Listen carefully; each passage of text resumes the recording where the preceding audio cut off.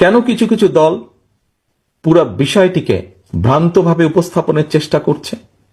যে ঘটনাটি ঘটে গেছে, পুরনো ঢাকায় যে ঘটনাটি ঘটে গেছে, যে ছেলেটি মারা গেছে বরঞ্চ তার সাথে হয়তো যুবদলের সম্পর্ক আছে, কিন্তু যে খুন করছে বা যে হত্যা করছে তাকে তো অন্য জায়গা থেকে, আমরা যেটা খবর পেয়েছি, অন্য জায়গা থেকে নিয়ে আসা হয়েছে। তাকে ধরা হচ্ছে না, ধরা হলো অন্যদেরকে অ্যারেস্ট করা হলো, তাকে ধরা হচ্ছে না, কি তাকে আসামিও পর্যন্ত বোধহয় করা হয়নি এখন পর্যন্ত। কেন হয়নি, কেন ধরা হচ্ছে না? আমাদের পক্ষ থেকে তো একবারও বলা হয়নি যে তমুককে ধরা যাবে না, অমুককে ধরা যাবে, একবারও তো এই কথাটি বলা হয়নি। আমরা বরাবর বলে দিচ্ছি, একটু আগে যেটি আপনাদের সামনে বলেছি, বরাবর আমরা বলেছি অন্যায়কারী আইনের দৃষ্টিতে তার বিচার হবে। দলের সাথে তার কি সম্পর্ক, কিচ্ছু যায় আসে না তাতে। তাকে দল কোন রকম প্রশ্রয় দিবে না। কেউ যদি কোনো অন্যায় করে থাকে, তাহলে প্রশাসন ধরছে না কেন তাকে?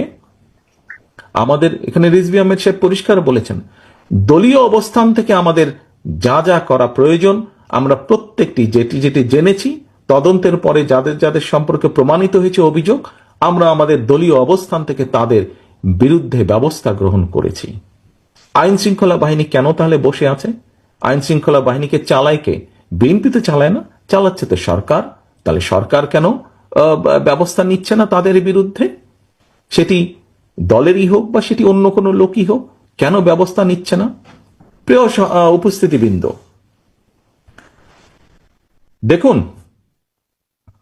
একটু আগে আপনাদের সামনে আমি তুলে ধরেছি বিএনপির প্রত্যেকটি, আমাদের যারা শহীদ হয়েছে সহকর্মীরা, তারা দেশকে যেমন দেখতে চেয়েছে, তার উপরে ভিত্তি করে আমরা প্রত্যেকটি বিষয়ে পরিকল্পনা গ্রহণ করেছি।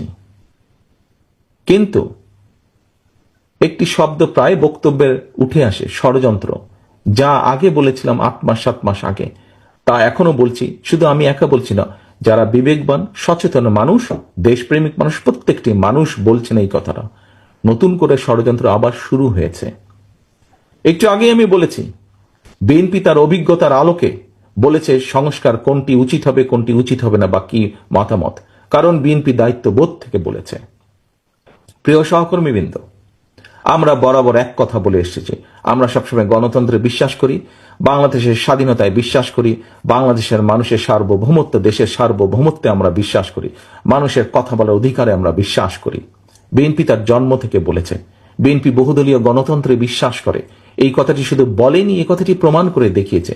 বিএনপি সংসদীয় গণতন্ত্রে বিশ্বাস করে।